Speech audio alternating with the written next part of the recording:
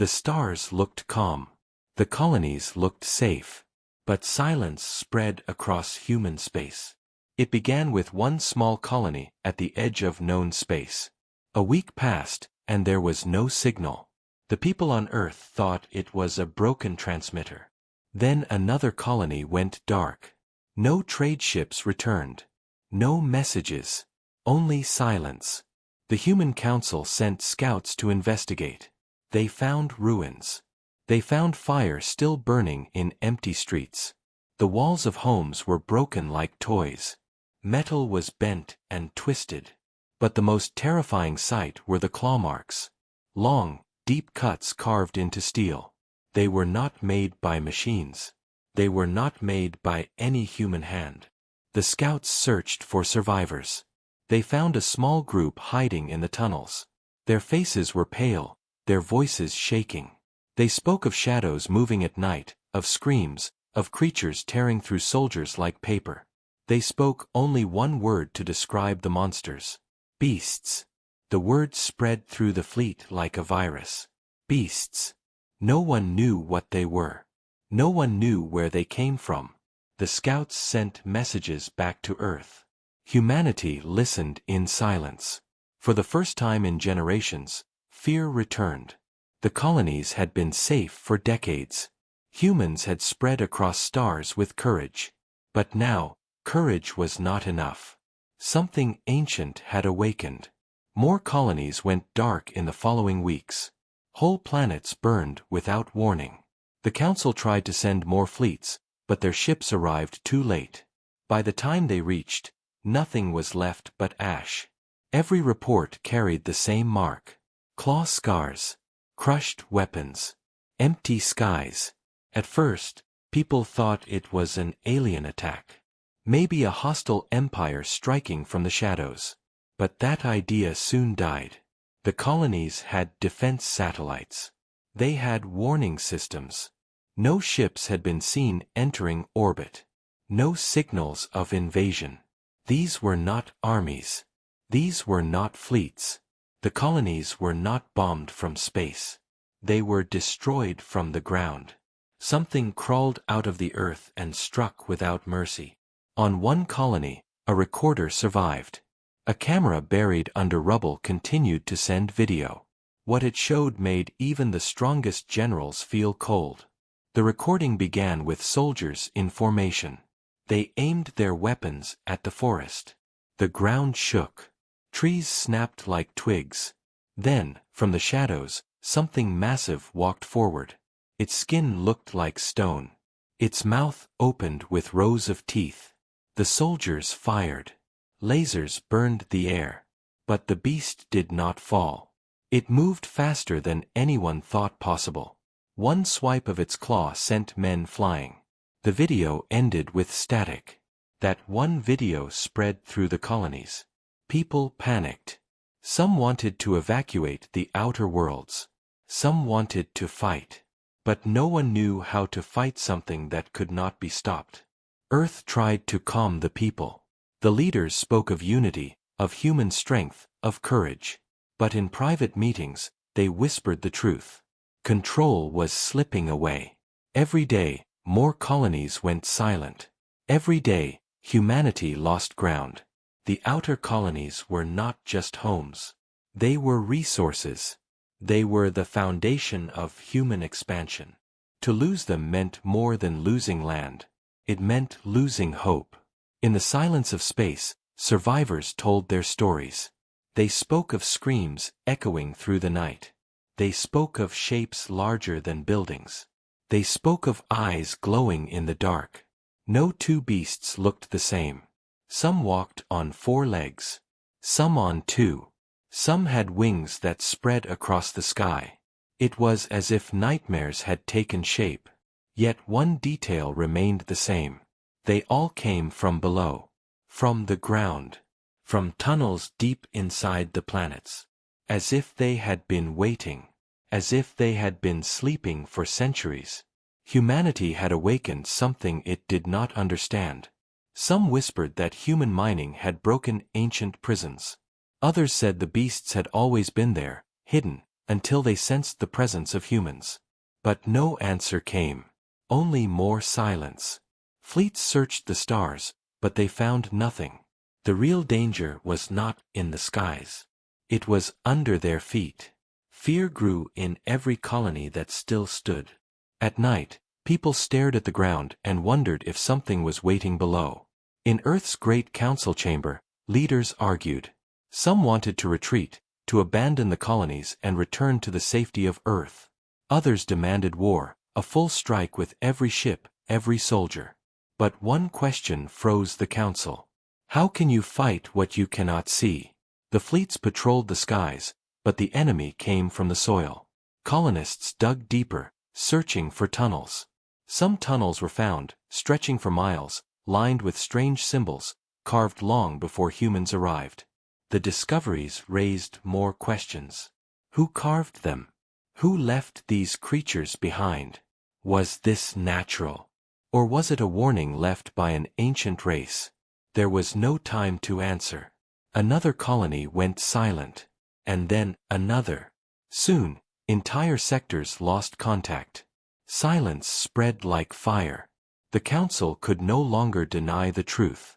Something powerful, something unstoppable, had awakened. The colonies were not just under attack.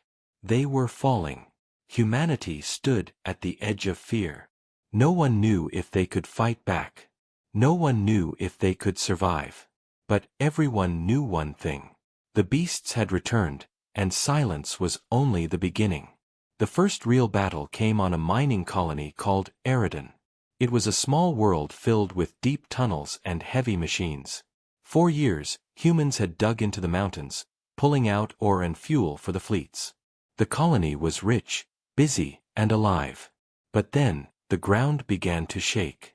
At first, people thought it was just another quake. The planet often rumbled, and no one paid attention. But this time, the shaking did not stop. It grew stronger. Workers in the mines ran to the surface. Children cried as buildings cracked. Alarms screamed across the colony. And then the tunnels broke open. Something climbed out. At first, only dust poured out. Then came the shadows. The miners saw huge shapes moving in the darkness. They heard claws scrape against stone. Then the first beast emerged. It was larger than any machine, its body covered in rock-like armor. Its eyes glowed in the dust. It opened its mouth and roared, a sound that echoed through the valley like thunder. Soldiers fired their rifles. The air lit with red beams. The beast moved forward as if the weapons were nothing. One claw tore through metal vehicles. One step crushed men into the ground. But the horror did not end there. More beasts followed. They poured out of the broken tunnels one after another. Some were massive and slow, their bodies like walking fortresses. Others were smaller but faster, leaping across rooftops, tearing apart everything they saw. The colony's defenses collapsed within hours. Families ran toward the spaceport, but the beasts moved faster than fear. The sky filled with smoke and screams. The command station sent out a desperate call for help. A fleet was dispatched, but it was far away. By the time the ships arrived, Narrated was already lost. From orbit, the captains watched in silence. The colony burned. The beasts roamed free, hunting anything that still moved. The captains wanted to strike from above, but the colony still held survivors. Bombing was not an option. Instead, shuttles were sent down. Brave soldiers fought to hold landing zones while survivors rushed aboard. The rescue lasted only minutes. Every second cost lives. In the end, only a few thousand escaped. Hundreds of thousands were left behind. The beasts tore through them as if the humans were nothing more than prey. The rescued survivors told the same story. The beasts did not come from the skies. They came from below. And every day, more appeared. Narrated was not the only place. Reports came from other colonies. The same signs appeared: tremors, cracks in the ground, strange sounds at night, then sudden attacks. Every colony that faced the beasts fell. Humanity had faced wars before. They had fought against alien raiders. They had survived plagues and famines. But this was different. This enemy did not negotiate. It did not stop. It did not retreat. It only destroyed. In the council chambers of Earth, panic spread. Some leaders demanded total war. They wanted to send fleets to burn the infected colonies from orbit, to erase the beasts with fire. Others refused. They said the colonies were home to millions of people. They argued that humanity could not destroy its own children to kill the enemy. The debate grew loud, but outside the chamber, the colonies continued to die. On one world, soldiers dug trenches around cities, trying to fight like in ancient wars. They held for 3 days before the ground itself broke open under their feet, swallowing entire regiments alive. On another world, orbital cannons fired down at the surface, burning forests and mountains, but the beasts crawled out from the flames, their bodies blackened but alive. Some beasts adapted, their skin hardening, their movements changing. It was as if they learned with every battle. For the first time, humans felt small. The stories of survivors grew darker. They spoke of beasts climbing into the skies, spreading wings of bone and shadow. They spoke of creatures that could vanish into the night and reappear inside cities. They spoke of monsters that roared so loudly that men dropped their weapons and ran in terror. Every colony told a different story, but every story ended the same way. The beasts could not be stopped. Fear spread through human space. Refugees filled the fleets, carrying nothing but the clothes on their backs. Whole sectors of stars went silent. Humanity's map of expansion began to shrink. The proud outer colonies, once symbols of growth and strength, became graves. But in the chaos, a few small truths began to appear. Scientists studied the remains of dead beasts. They were rare, but sometimes a creature fell under heavy fire, its body left behind. What they found was terrifying. The beasts were not machines, yet their bodies were stronger than steel. They were not simple animals, either. Their brains were complex, filled with strange patterns. And worst of all, their blood carried signs of rapid change. They were evolving. Each new generation was harder to kill than the last. Humanity began to realize a terrible fact. The beasts were not just awakened. They were adapting. On Earth, one scientist made a grim statement. The beasts were not mindless. They were learning. This truth spread quietly at first, but once it reached the fleets, every soldier felt the weight of it. They were not just fighting monsters. They were fighting something that could grow smarter with each battle. The question no one could answer was simple. If the beasts had only just awakened, what would they become tomorrow? The colonies had fallen fast. But humanity knew the worst was still to come. The war for the colonies grew worse with every passing week. Humanity sent fleets of warships to fight the beasts, but each mission ended in failure. The ships were strong, armed with lasers, missiles, and cannons that could tear through enemy fleets. But the beasts were not fleets. They did not fight in space. They waited below, hidden deep in the soil, until the humans came close. When the soldiers landed on the ground, the beasts struck. They came in swarms, tearing through defenses, crushing tanks, ripping apart armored soldiers. Whole armies vanished in a single night. The commanders tried different strategies. They set up energy shields, they dug trenches, they built walls of steel and fire. Nothing worked. The beasts broke through everything. The worst part was not their strength. It was their speed. They learned. Every time humans found a way to hurt them, the next attack came harder. A weapon that worked one day was useless the next. The soldiers began to whisper that the beasts could think, that they were not just monsters but hunters, clever and cruel. Fear spread through the ranks. In space, the admirals debated new plans. Some wanted to strike from orbit, to burn entire colonies into ash. But the Council on Earth refused. Too many civilians were still trapped. Millions of lives would be lost if they rained fire from the skies. And so the fleets waited, trapped between mercy and survival. Meanwhile, more colonies fell silent. Control slipped away, piece by piece. The map of human space once stretched proudly across the stars, but now dark gaps spread across it like wounds. The outer colonies were almost gone. The middle colonies trembled. Even the core worlds near Earth began to prepare for the worst. Refugees poured into the safe zones. Spaceports filled with broken families. Children who had seen their parents eaten.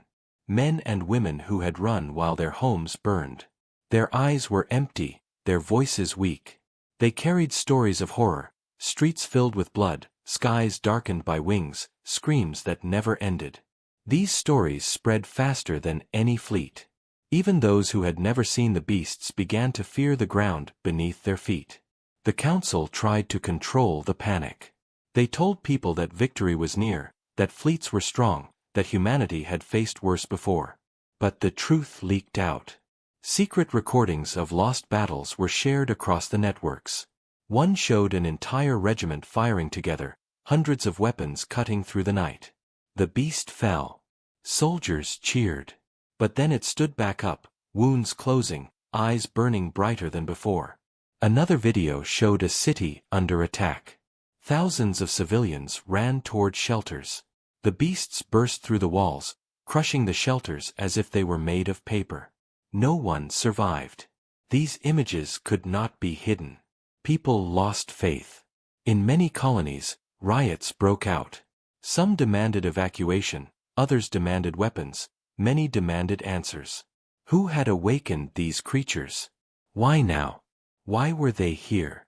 No one had answers. The scientists worked day and night, but all they found was more fear. The beasts had no weakness. Fire burned them, but they returned stronger.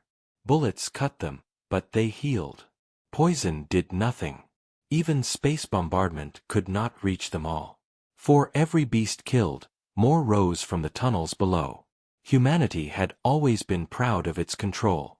They built colonies on distant stars. They shaped planets with machines.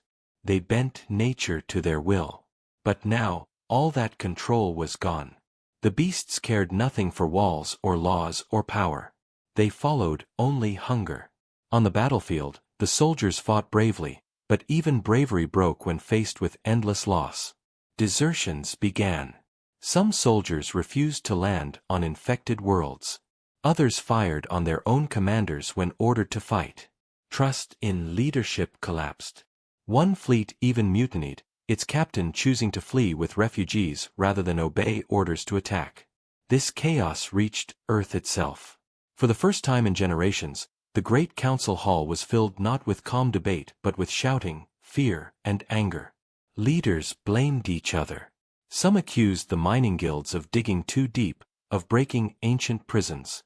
Others accused the council of hiding the truth. A few even whispered that this was punishment, that humanity had awakened something meant to stay buried. The council could not agree. Some shouted for retreat, to pull back to the inner worlds and abandon the colonies forever. Others demanded total war, no matter the cost. But while they argued, the colonies continued to die. And then came the darkest news of all. On one planet, a full human fleet had landed to retake control. Thousands of soldiers, hundreds of tanks, full air support. The largest operation yet. At first, it worked. The beasts fell under heavy fire. Soldiers cheered. For the first time, it seemed victory was near. But then the ground split open. From the cracks came something new. Larger than anything seen before. A beast so tall it rose above the buildings. Its roar shook the air. Weapons fired, but the monster moved through them as if they were rain. It crushed tanks with its feet. It ripped ships from the sky. The battle that began with hope ended in slaughter. The fleet was broken. The survivors sent one last message before they were destroyed. The words echoed across all of human space. They are learning. With those words, fear turned into despair. If the beasts were learning, then every fight only made them stronger. Humanity had lost control. The colonies were no longer theirs. The ground was no longer safe. The future was no longer certain. And in the silence that followed, one question grew louder with every passing day. If humanity could not stop the beasts, then who would survive when the last colony fell? The message, "They are learning," spread across human space like fire.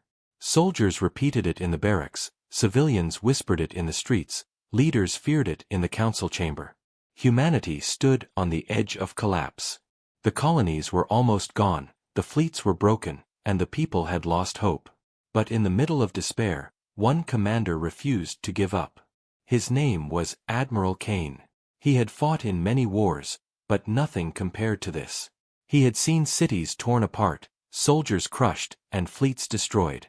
Yet he still believed that the beasts could be stopped. Kane studied every battle report, every survivor's story, every piece of broken armor left behind. He noticed a pattern. The beasts did not attack at random. They always moved toward power sources. They struck at reactors, at energy plants, at weapons running on heavy fuel. It was as if they could sense energy itself, as if the flow of power pulled them like blood draws sharks. Kane shared his theory with the council, but most laughed. They said the beasts were too many, too strong, too clever. No weakness could be trusted. But Kane did not wait for approval. He began to plan a trap. If the beasts hunted energy, then humanity could give them what they wanted. A colony was chosen, Falser, a world already half destroyed. Only a few survivors remained. The plan was brutal. They would use the colony itself as bait. They would flood the planet with signals, light up the reactors, and make the beasts believe a feast was waiting. While the monsters gathered, hidden fleets would wait in the skies. Then they would strike together, burning the surface with the largest attack ever attempted. But the plan came with a cost. Someone had to stay behind. The colony's reactors needed human hands to guide the signals, to keep the energy flowing until the trap was ready.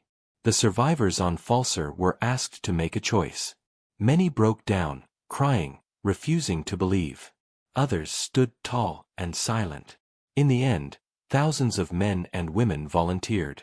They knew they would not live to see the end. They would become the bait.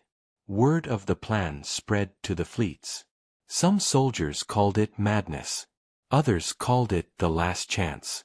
Kane himself flew to Falser to lead the operation. He walked among the colonists, looked into their tired eyes, and told them the truth. "If we fail here," he said, "then we fail everywhere. If we fall here, Earth itself will be next." His words carried across the colony. Fear turned into grim courage. The work began. Reactors roared to life. Towers lit up, shining like beacons in the dark. Signals poured into space, stronger than ever before. It was a cry that no beast could ignore. And the beasts came. The ground shook as tunnels burst open. Massive shapes rose from the soil, wings spread against the sky, claws glowing in the firelight. Hundreds, then thousands, then more than anyone could count. The colonists watched from the bunkers as the nightmare gathered. Some prayed. Some wept. Some simply held their weapons, ready to sell their lives. Above, the fleets waited in silence. Dozens of warships stood hidden in the shadows of Falser's moons. Every cannon was armed, every missile loaded, every hand shaking with fear. Kane's voice came across the comms. "Wait. Wait until they are all here." Hours passed like years. The colony became a sea of monsters. The beasts roared, tearing at buildings, smashing at walls, but always drawn back to the glowing towers. They were trapped by their own hunger. And then Kane gave the order. Now. The skies lit up with fire. Warships broke from the shadows, raining destruction on the surface. Beams of energy cut through the night. Missiles screamed down. The ground turned into fire and ash. Thousands of beasts fell, their bodies torn apart. Colonists cheered in their bunkers. For the first time, humans were not running. They were striking back. The battle lasted for hours. The planet shook with explosions. The fleets unleashed everything they had. When the fire ended, silence returned. The smoke cleared. The ground was covered with corpses. The beasts had been wounded. For the first time, humanity had won. But victory came with a heavy price. The volunteers who stayed to guide the reactors were gone. The colony of Falser no longer lived. Only ruins and ashes remained. Kane stood on the bridge of his ship, staring at the burned world below. He felt no joy. Only a grim truth. Humanity had found a way to hurt the beasts, but it required sacrifice on a scale that could not be repeated forever. Yet still, the message spread across human space. The colonies whispered it. The soldiers shouted it. The council heard it with both relief and fear. Humanity could fight. Humanity could strike back. But in the dark corners of space, where the ashes of Falser drifted, another truth waited. The beasts were not gone. They were only watching. And as the fleets returned home, the survivors carried one question that no victory could erase. If the beasts could learn, then what would they do after this defeat? The victory at Falser changed everything. For the first time since the colonies began to fall, humanity saw proof that the beasts could bleed. The trap had worked. The fleets had rained fire, and the ground was covered with monster corpses. It was not complete victory, but it was hope. That hope spread across human space like light in darkness. Soldiers who once feared to fight now stood straighter. Civilians who wanted to flee now whispered about resistance. Even the Council of Earth, broken by fear and endless debate, found new strength. They declared that humanity would no longer hide. Humanity would strike back. Admiral Kane was placed at the center of this new plan. His trap had saved humanity from despair, and now his fleets would lead the counterattack. Dozens of ships were gathered, their hulls reinforced, their weapons upgraded. Scientists worked day and night to improve the firepower. Railguns were mounted on cruisers, heavy cannons were built that could punch through stone armor, and bombs were designed to collapse tunnels. Humanity's greatest war machine was rising. But the beasts were not idle. Even as fleets prepared, new reports came in. Survivors described beasts that looked different, stronger, faster. Some had thick hides that even heavy fire could not pierce. Others moved in coordinated packs, striking together like trained soldiers. Kane saw the danger. He warned the council that every battle only made the beasts smarter. But the council did not care. They wanted blood. They wanted revenge. And so the order was given: humanity would retake a colony. The target was Helios, a mining world lost months before. It was chosen because its tunnels were wide and deep, the perfect nest for the beasts. If Helios could be cleansed, it would prove that humanity was strong again. The operation was massive. Hundreds of warships gathered above the planet. Troop transports filled with soldiers stood ready. Tanks, walkers, flamethrowers, and artillery were loaded. From orbit, Helios looked quiet. Its cities were burned, its skies filled with smoke. But below, the tunnels waited. Kane gave the signal. The attack began. Bombs rained down, collapsing mountains, sealing caves, burning forests. The ground shook under the weight of human fire. Then the soldiers landed. Thousands of men and women stormed the surface, their weapons blazing. At first, it worked. The beasts came rushing out, roaring in fury, but they were met with walls of fire. Flamethrowers turned the ground into rivers of flame. Railguns tore through the largest monsters, blowing holes in their stone armor. Artillery shells crushed the smaller packs. The battlefield burned with human strength. Soldiers cheered as they pushed forward. For the first time, the beasts were driven back. The war machines rolled across the fields, crushing bodies under their treads. Humanity struck with everything they had, and the beasts fell. For a brief moment, victory seemed real. But then the earth split open. The ground cracked like glass, and from the depths came a roar louder than thunder. New beasts emerged. Larger. Faster.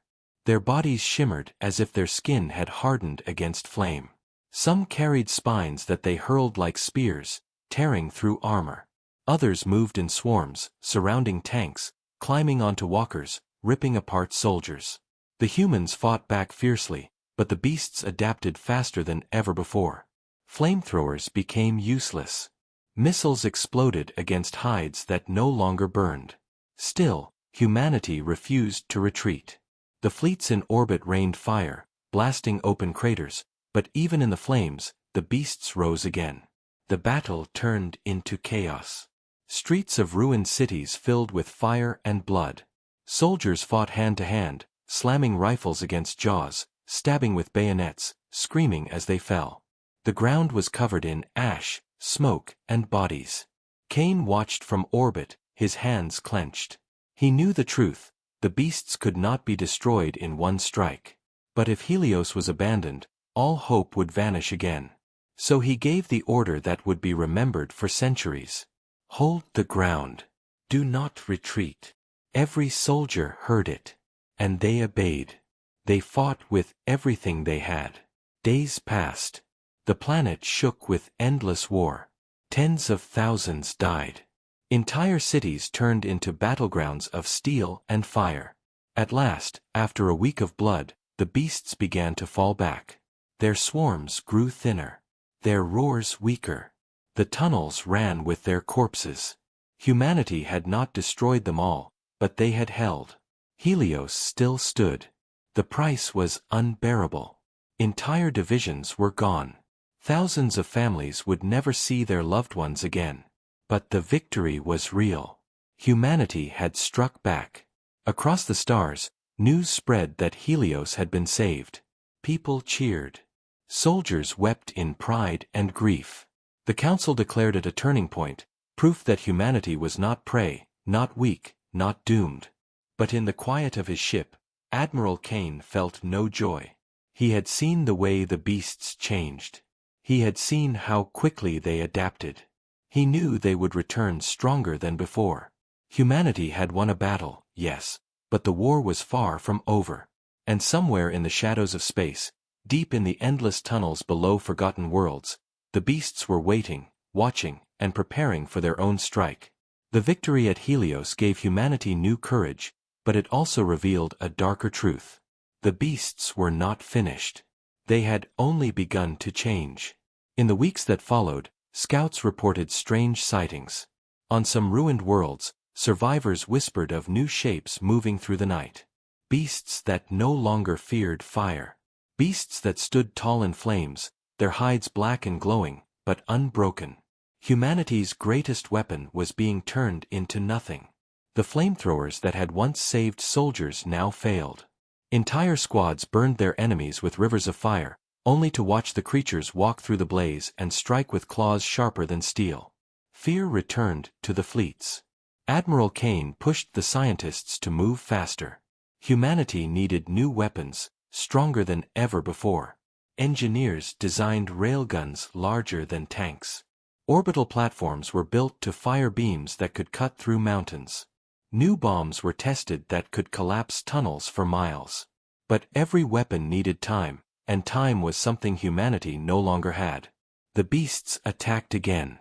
This time they struck at Vega Prime, a colony filled with millions. The city lights shone bright against the night, and the monsters came to those lights like moths to flame.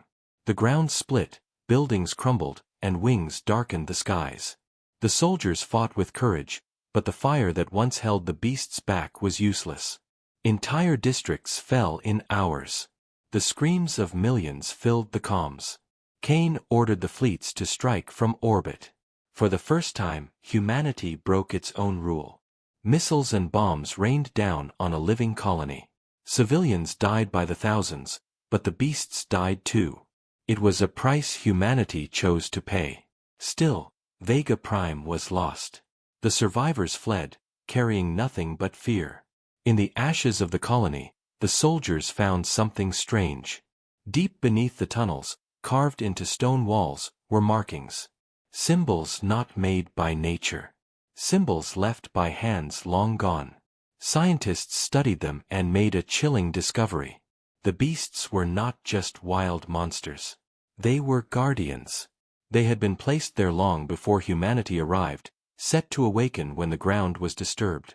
Guardians of what, no one knew. But the thought that they were not natural, that they had a purpose, filled the council with dread. If someone had built them, then who? And why? As humanity asked these questions, the beasts continued to evolve. On one battlefield, soldiers faced creatures with bone spines that launched like arrows, piercing armor at a distance. On another, a beast roared so loudly that weapons jammed, as if sound itself was their weapon. They were no longer just beasts. They were becoming something worse. Yet still, humanity did not stop fighting. New strategies were formed. Colonies began to build walls of energy, high shields that could glow like suns.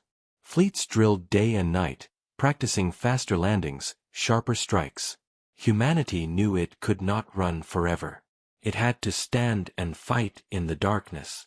Cain called his captains together. He told them the truth. Every battle makes them stronger. Every strike makes them smarter. But every day we survive, we learn too. We are humans. We adapt. And we will not fall. His words spread through the fleets. Soldiers who had once trembled now clenched their fists. They loaded their weapons and prepared for war. The next battle came on Dagon, a frozen world. The beasts erupted from the ice, their bodies glowing blue in the cold. But this time humanity was ready. Railguns fired from orbit, splitting the ground with thunder. Tanks rolled across the snow, firing shells that cracked open armored hides. The skies burned as bombers dropped weapons designed to bury tunnels forever. The battle raged for days. Cities froze in silence as men and monsters clashed. Fire burned in the snow, and blood stained the ice. In the end, Dagon was saved, but only barely. Half the colony was destroyed, tens of thousands dead. Yet the beasts had been pushed back again. Humanity stood bloodied but unbroken. Still, Cain knew the truth. The beasts were changing faster than humans could build weapons. And the strange ruins found beneath Vega Prime haunted him. He feared that the beasts were not the real enemy. They were guardians of something far greater, something waiting to be uncovered. But he kept that fear hidden. Humanity needed hope, not despair. Across the stars, people began to believe in victory again. Songs were sung of Helios and Dagon, stories of soldiers who stood in fire and refused to fall. Children drew pictures of warships, not beasts. For a brief moment, hope lived again. But in the darkness of forgotten worlds, deep in tunnels untouched by human eyes, the beasts moved. They gathered in silence, their glowing eyes burning brighter. They had learned from every defeat. And soon, they would return. Stronger. Smarter. Hungrier. Humanity had fought fire in the darkness and survived. But the true war was still waiting to begin. The war had reached its darkest point. Colonies burned, fleets were shattered, and the beasts grew stronger with every battle. Humanity stood at the edge of defeat, yet it refused to surrender. Across the stars, survivors whispered one question: could humans still rise after so much loss? Admiral Cain knew that one final stand was coming. The ruins discovered on Vega Prime still haunted him. The strange markings, the alien designs, the idea that the beasts were guardians of something buried deep, he could not ignore it. Scientists studied the carvings, and soon a terrifying truth was revealed. Beneath the colonies lay ancient machines, not human, not beast. They were alien technology of unimaginable power, buried long before humans ever set foot on these worlds. The beasts were not simply guardians of soil or stone. They were protectors of this hidden power. Whoever created them had left something behind, something humanity was never meant to touch. And yet, humanity had touched it. By digging mines and building cities, humans had awakened the guardians. The scientists warned Cain that if humanity could not control the ancient machines, then the beasts would never stop. Cain made a choice. He ordered the fleets to move not to another colony, but to Vega Prime itself. The world that had already been lost in fire would become the battleground for humanity's future. Engineers worked night and day, adapting the alien ruins. Slowly, They unlocked secrets of energy beyond human science. New weapons were built, weapons that glowed with power not of Earth.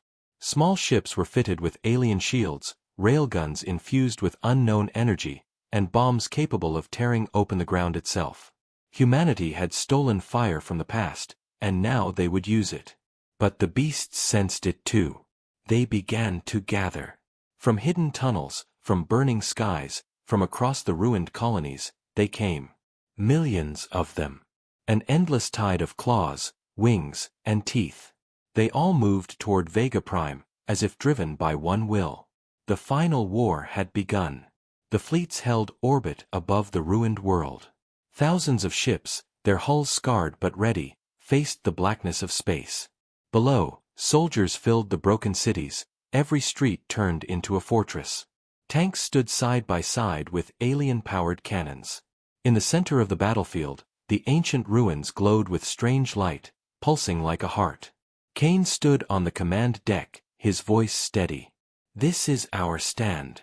We fight here, not for colonies, not for planets, but for humanity itself. We are the last wall.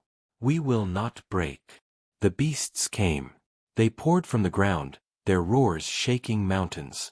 The skies turned black with wings. Orbit shook with the force of their endless numbers. The fleets opened fire. Railguns thundered. Cannons blazed. Bombs rained down like storms. The first waves of beasts fell in fire and steel, but more followed. On the surface, soldiers fought in streets filled with smoke and blood. Flames lit the ruins. Human weapons tore through monsters, but still they came. The ground trembled with their fury. Then the ancient ruins answered. With a sound like thunder, the alien machines awakened fully. Towers of light rose into the sky. Beams of pure energy struck the beasts, cutting through their armored hides. The guardians screamed, yet still they fought. Humanity now wielded the power of the very thing the beasts had protected. Slowly, the tide began to shift. Fleets pushed forward. Soldiers advanced through the ruins. Alien cannons fired side by side with human weapons. For the first time, humanity was not only surviving, it was winning. Yet victory came at a terrible cost. Thousands died every hour. Ships exploded in orbit. Streets ran red with blood. The beasts refused to fall easily. They adapted, twisted, changed even as they died. But humanity's spirit held strong. Soldiers who once trembled now stood tall, their faces lit by fire and courage. They fought for each other, for Earth, for the right to exist. The battle lasted for days. At last, the alien machines unleashed one final strike. A surge of energy burst from the ruins, spreading across Vega Prime like a wave of light. Every beast caught in its path turned to ash. The skies cleared. The ground fell silent. The guardians were gone.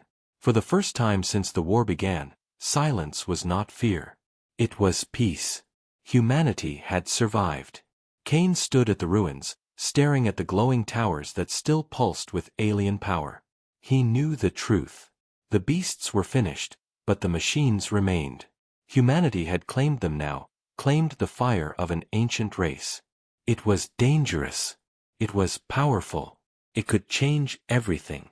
But Kane also knew one thing. Humanity had risen. Against monsters, against fear, against extinction itself, they had risen. The colonies were in ruins, fleets were broken, billions were dead. Yet still, humanity stood. And when the universe looked upon them, it would no longer see fragile creatures from a single blue world.